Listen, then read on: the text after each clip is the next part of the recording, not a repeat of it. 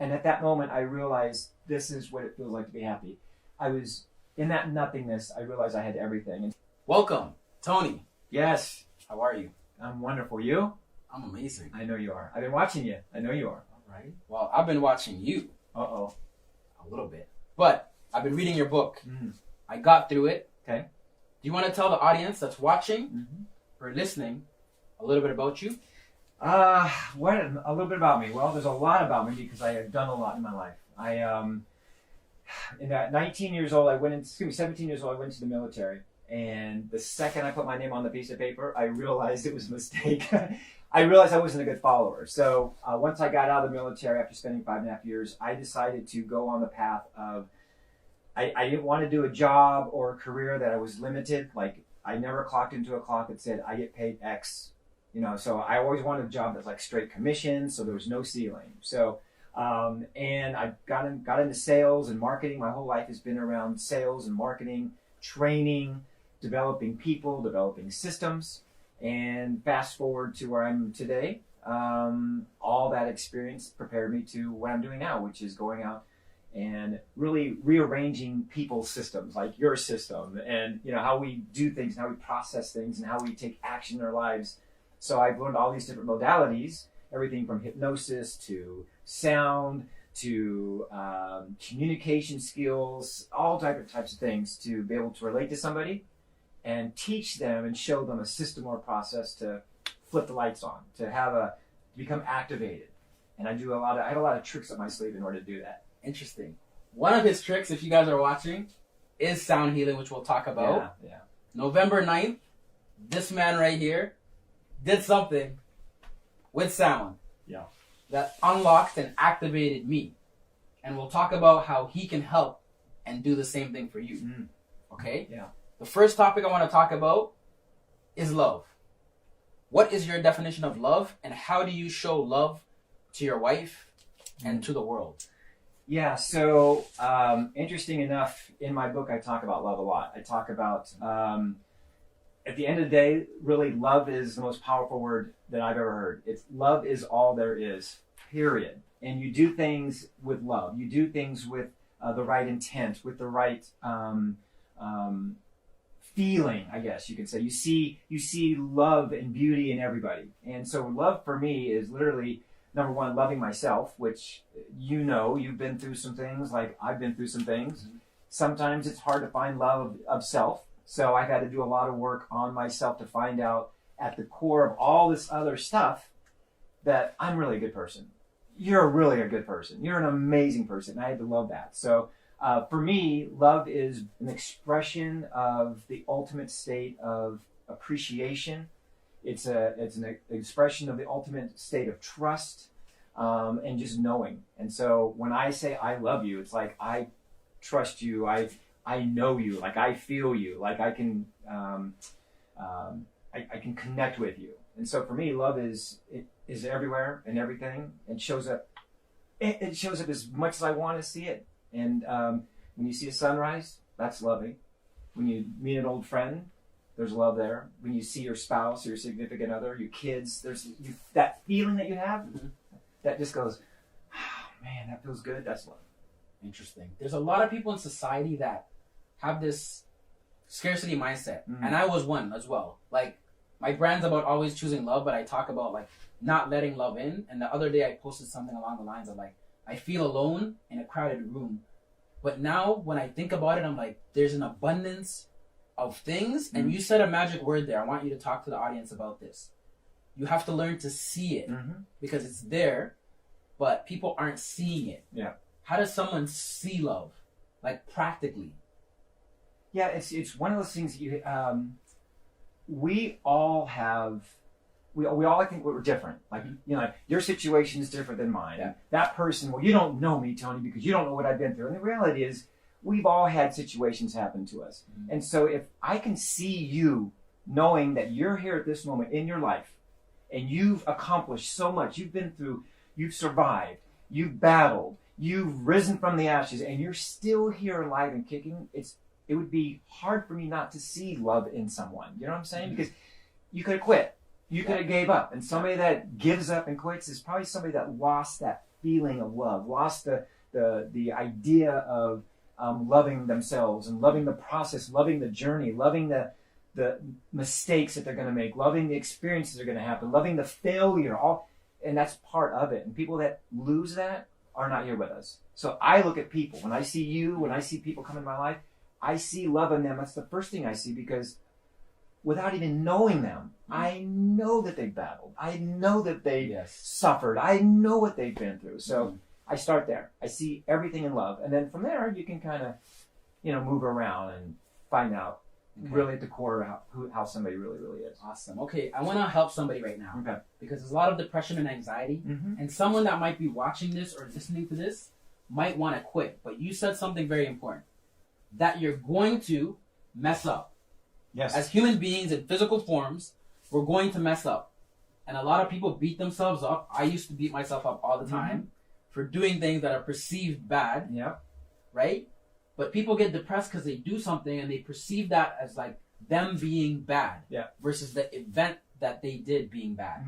So someone watching or listening, how can you love yourself even though you're going to mess up in life? It doesn't matter who you are. Yeah, the part of growing is experiencing. Now, it's how we attach the words and the feeling behind that thing we experience will dictate if I'm going to be depressed, will dictate if I'm going to be, see the positive out of it. For example, when we were kids, we learned how to walk. Yeah. Did you ever fall down when you were walking? I don't remember when I was a kid, but I used to fall a lot. Fall a lot. Maybe when you rode the bike the first time, you were scared to get on the bike. I still fall as an adult. Okay, yeah. That's true. But something happened and we got stronger, we got better. The perception of failing, for me, like, I don't look at it as a failure. I look at it as an experiment that I did at that moment that didn't go very well. It's a little bit more palatable than going, God, I just failed at it. I suck at it. But no, I did this thing in my life. I made a decision. It was an experiment that really didn't happen the way I thought it should happen. A lot easier to swallow that, knowing that we're going to go through a lot of different experiments in our lives, or a lot of different failures, or what do you want to call it? For me, it's an experiment. Like when I try something, when I'm attempting something, it's an experiment. And sometimes experiment, I get, it works. And sometimes it's like, what happened there? So it's like, okay, there's a key word that you said there. Yeah. Experiment. Because I always say to everybody, no one knows what they're doing. They're just experimenting. Perfect. Now, I want to talk about your experiences with relationships and your so-called failures. Because now you're with a beautiful woman, Rhonda, right? Yeah. So, if you didn't experience those experiences, would you have been where you are today? No, so it's kind of like eating foods. Like when I was a kid, there were certain foods I didn't like to eat, but as I got older, that changed, and then maybe it was cooked a little bit differently. The 10th time, the 20th time I had it, so it was cooked differently. So I know that for me, the process has always been, I will try everything once. Okay, no matter what it is. Hey, you know me, Tony tries everything once. If I don't like it, I won't do it again. Okay. With the relationship, here's what's interesting. I had enough experiences, enough experiments with people to know what I like, what I don't like, to know that what felt good, what didn't feel good in that relationship. The crazy thing about once I realized what was most important is I don't go into a relationship looking to get something from that relationship. So, for example, if I was a woman and I wanted to meet a man that was successful because he had money, made me feel safe, I would find men or somebody that was in that space. The challenge, I've seen people do that, and the second the money's gone, the relationship, there's nothing there anymore, because that was the reason that I went after that relationship. When I met Rhonda, she had been through a relationship. I had been through a relationship. She had experiments. I did too. I was happy. I was whole. I was feeling good. I was loving my life. She was happy. She was whole. She had things in her life that she was proud of. Her business was good. My business was good. And when we came together, we weren't looking for something from each other. She added to the something that we already had. Does that make sense? So it's like I was a river, she was a river, and we just came together, and now we flow together down the same river. Does that make sense? That makes sense. So if you go into a relationship looking, I'm going to meet this guy because he's good looking, or meet this woman because she's blah, blah, And if that thing leaves, where are you at now? Mm-hmm. Now you're back to yourself, and if you don't like yourself, then stuff happens. So come to the dance already listening to the music you love. Find somebody else that's already danced the music they love. Don't look for something from that person. Let that person add value to the way you feel about yourself. That's why you gotta love yourself the most. That's why people can go and not be in a relationship for years until they find themselves, until they find love here, joy here, happiness here, compassion here. And then, well, when they find somebody, that person that they attract to them has already got love, has already got compassion, has already got joy. And that's when it's beautiful. Awesome. That's great. So I want to talk about something you said too. Mm-hmm. So there's this concept of non-attachment, which Mm-hmm. I'm battling with as well, being non-attached to results. And a lot of people, men and women, think that they need to be in a relationship to be happy. They need other people to be happy. Can you talk about that non-attachment? And then we'll get into how you can love yourself in terms of like what you can do practically on a daily basis that you talk about in terms of the pillars of purpose and the things that you can do practical wise. Yeah. So let's get into this concept of non-attachment and kind of unlearning what society tells us we need to be happy. Yeah. And what truly, in your experience, right? Because it's all perspective. From your perspective, what actually is being non-attached, and then we'll talk about how you can be happy without what society tells you. Yeah. So, as you heard part of my story when we were together on the night, I talked about kind of success I've had in my business. And, I was one of those people that was very driven. I had something to prove to a voice that I heard in my head way back when. And so I became, as public would deem successful. Yeah. I had a multi-million-dollar business. It was all online. It was in the health and wellness field. And I started buying these things, the nice car, the nice house, the nicer clothes. I started buying and acquiring all this material stuff, thinking that this would add to my happiness.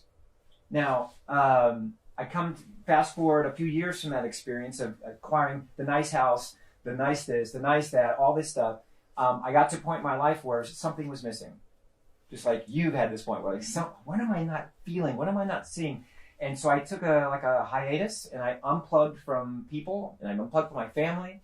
And somehow I ended up in Peru. And the next thing you know, I'm in Peru on a Sunday afternoon and I am standing underneath a tree and I'm butt naked and it's raining in the Amazon and I'm the happiest I've ever been with nothing. I have my cell phone. I have nothing. And at that moment, I realized this is what it feels like to be happy. I was in that nothingness. I realized I had everything. And so when I got back to regular life, I went back and I told my wife, I said, honey, I love you, but guess what we get to do? We get to get rid of all of this stuff.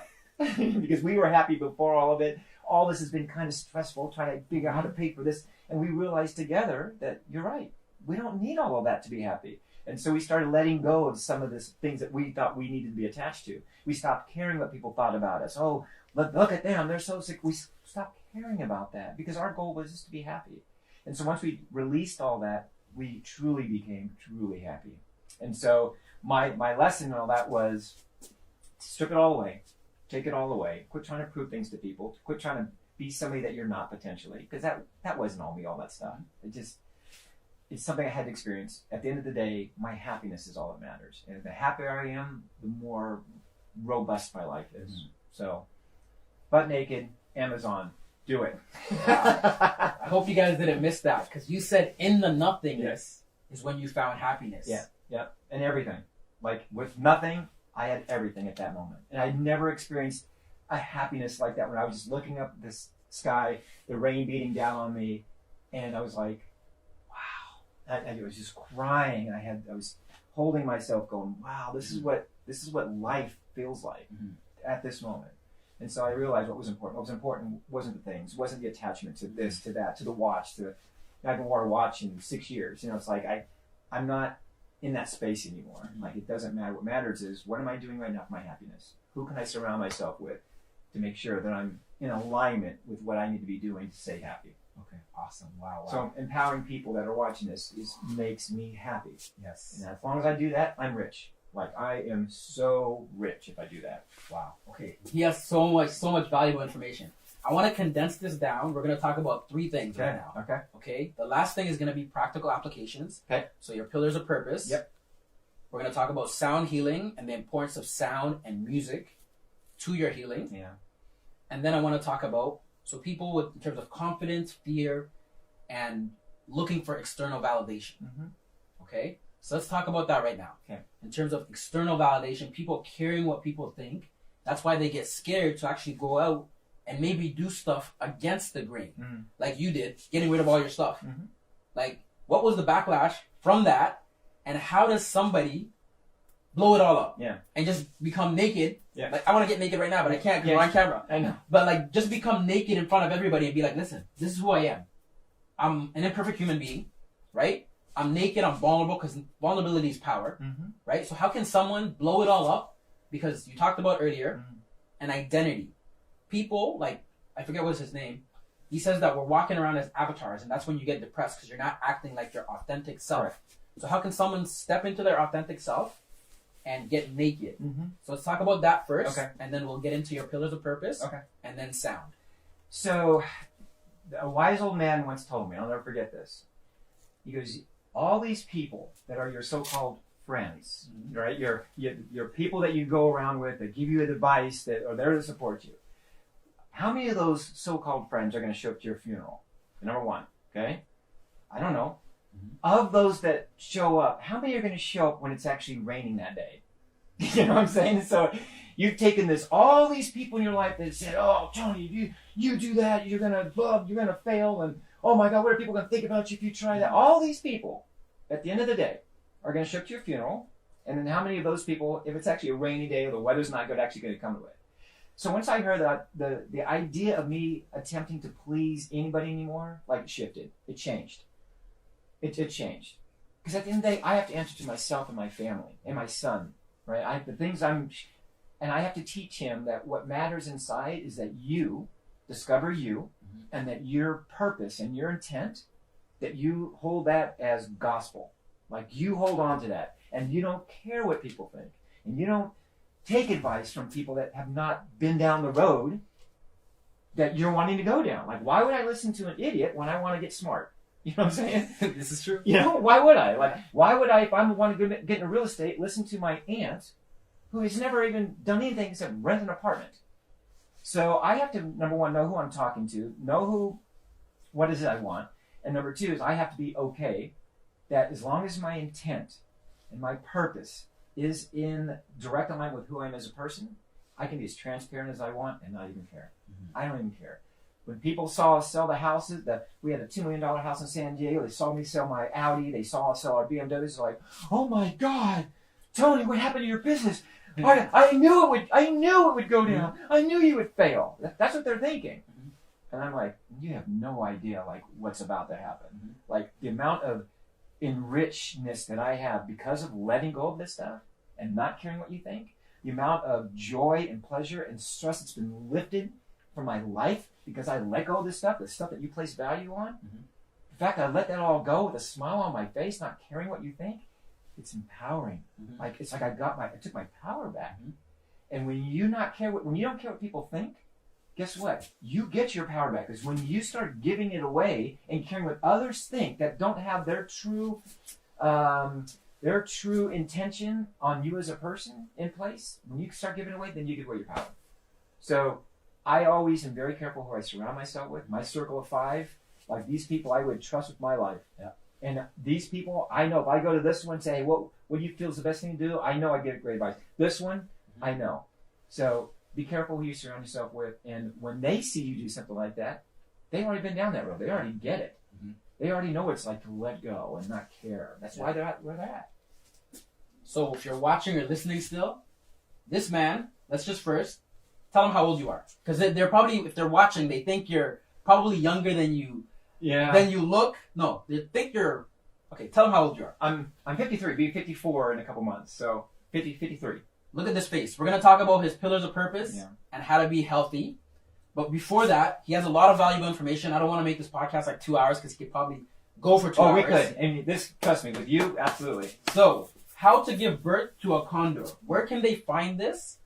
before we go any further, where can they find this book? Because it actually has a lot of practical applications, which we'll talk about briefly to end this show off. Okay. But where can they find this book and the services that you provide? Yeah, so www.tonylucero.com is where you can find the book. The book is titled How to Give Birth to a Condor because when I went to Peru, I discovered what my spirit animal was, and I literally was born again, and we all have the opportunity to be born again. So TonyLucero.com. I do all kinds of different services to help people have what I call become activated, have a breakthrough. Not just like a temporary breakthrough, but like when you're activated, like you got to experience what that's like. It's like you were telling me coming down here. It's like I just feel light. I feel like my vibration, my frequency. Mm-hmm. That's what I help people do. Motivation is temporary. Activation is forever. So I'm not going to motivate people. I'm going to mentor you and guide you and activate you so that you get it. When you get it, you won't need somebody coming to cheer you on, going, "Come on, you can do it." Like you'll do it. You'll figure out a way to because you feel like empowered. Yeah. So yeah, everything from coaching to sound healing to all kinds of wonderful tricks and things that I've learned over the years. I can help you get to that from what I call your current life to your desired life. He's not lying because when he says not to care what other people think and you feel free, that's what I'm living right now. Mm-hmm. Like, listen, I quit my job, so I'm technically homeless and jobless out here in Los Angeles. But if you're watching, do I look weird? No. You can feel my energy. Oh, do I look weird? You're so much different than when we first met you, just so you know. Right? It's like, and I've been watching you since you've been here. It's like amazing. It's a beautiful thing. So let's talk about this sound healing thing. Okay? My baby. That's my baby. Do you want to explain what that is Yeah. and how people can benefit from that? And then in terms of the services that you provide or even services that other people can get in their local towns. Yeah, so I've been a musician my whole life. So my mom forced me to play a musical instrument as a kid. I didn't understand why at the time, but I developed a relationship with music that I loved. So, and I also understood that I learned music really quick. So as I moved through my life, I always had a guitar in my hand, or I was banging on something, or I was blowing on something, and I realized that music had to be part of my life. I became a hypnotist about 15 years ago, and so for 10 years I was traveling all over the country doing comedy hypnosis shows, and I understood the power of the mind. So once I figured this out, my love for music, and I started hearing all these weird, wonderful sounds coming from crystal bowls and gongs and flutes, and I started going to some of these sound healings and going, man, this is beautiful, because I felt like refreshed and regenerated. So I said, I want to create my own version of that. So if somebody was to come to my experience, you don't just lay down and have me play sound. What I do is I use some modalities like my hypnosis and my meditation and my empowerment, and I weave all of that in with the sound, which the crystal sound bowls are all tuned to different energy centers in your body. So when I play a sound, all of a sudden you start feeling, oh my God, my heart feels amazing. And you might start crying. You might have this emotion come up, or you're dealing with something. Then I play another sound, and all of a sudden you start to feel something beautiful. So the sound finds a way to heal the frequency of sound that comes from these bowls. So anybody can go. If you have a place, if you live anywhere in a city, my guess that there's yoga studios all over your city that they do these sound experiences that you can go to. I would love for you to experience mine, because I feel that mine, no one in the world is doing it, I'm doing. And people wake up and they're mad at me when they wake up because I woke them up. Because they want to stay in that happy place. So, but yeah, I combine hypnosis with meditation, with empowerment, with the power of sound, and anchor some things that when you come out of it, that you really feel like you've had like 10 years of psychology or something done. Mm-hmm. You feel just cleansed and ready to go, and obviously look what you've done. Oh, for sure. Awesome. So that's sound healing for you guys. Now let's talk about two more things. Okay. Breathing. Okay, let's just make that breathing, the importance of breathing, and then we'll end off talking about the pillars of purpose and how people can practically do things on a daily basis to make 2020 their year, because everyone's talking about 2020 is my year. Yeah. You can start right now. Whenever this episode drops, you can start right now by listening to this man's pillars of purpose. But let's start with the most important thing. Breathing. So the breath is life. If you're not breathing, you're not living, so you're dead. Yeah. So the challenge with breath work is a lot of people breathe subconsciously. You and I have been talking for 30 minutes, whatever, and we're just breathing, talking, normal. But when you actually do controlled breathing in a pattern or some type of system, there's all kinds. There's Wim Hof. There's, I work very closely with the teachings of Dr. Joe Dispenza, so I use his breath. The important thing is to find a breath that resonates with you that you can do. And why would you want to do it? Well, when you're bringing in oxygen and you're releasing toxins and you're bringing in all these wonderful elements that a breath enables you to do, and you can actually bring in things like positivity, purity, and you can actually exhale with the mindset of getting rid of any negative energy or anything. You start practicing this consciously, not subconsciously. Like when you feel stress. When we feel stress, we're always like, we start feeling. But what if you were to feel stress and immediately just go into a breath, get calm for a second, let everything settle in, and then begin? Then you'll be able to handle that stressful situation a lot better, like a fight with your spouse or something. Yeah. The second she says this, you're like, hold on. Before I go at you, let me just hold on a second and let me see if I heard you correctly. And then maybe it's not as bad as you thought it would be, right? So breath work is one of the most important things next to meditation that you can do. But breath work is find something that works with you. It's good for stress. It's good for energy. It's good for purity. It's good for cleansing. It's good for aligning, all kinds of different things. For me, it is a way that I align myself before I go do the next thing in my life. Like from here, I'm going to go from here. I'm going to go out and meet with a bunch of people. Before I go meet with those people, I'm going to do a little bit of breath, clear myself, make sure I feel good, and I'm going to take a new person into that new situation. Versus dragging, something from yesterday and the day before and this meeting, that meeting. For those people that have a lot of meetings, like back-to-back meetings, like that Monday, you might want to learn a breath technique that you can clear yourself before the next event so you show up more present. Awesome. So, breath work. I just want to mention this. You don't need to be, the typical image of a yogi that's crossing their legs and like, you just need to be comfortable. Am I correct? Yeah. You can do a breath work standing up just like this. Right? Deep breath. It needs to be simple and comfortable. And now we'll talk about, so breath work is a way to anchor yourself when you're stressed, because a lot of people are in fight or flight all the time. So you need to learn to relax, and breath work can actually do that. Okay? Now let's talk about, anchoring. How can somebody anchor every single day to get themselves off in a good state at the beginning of the day and throughout their day, in terms of like you have 5 pillars of purpose.